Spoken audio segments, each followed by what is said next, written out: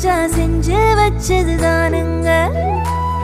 ஹே கானா ஒரு கல்யாணத்தில் வாங்க, நம்ம இயேசு ராஜா செஞ்சு வச்சது தானுங்க.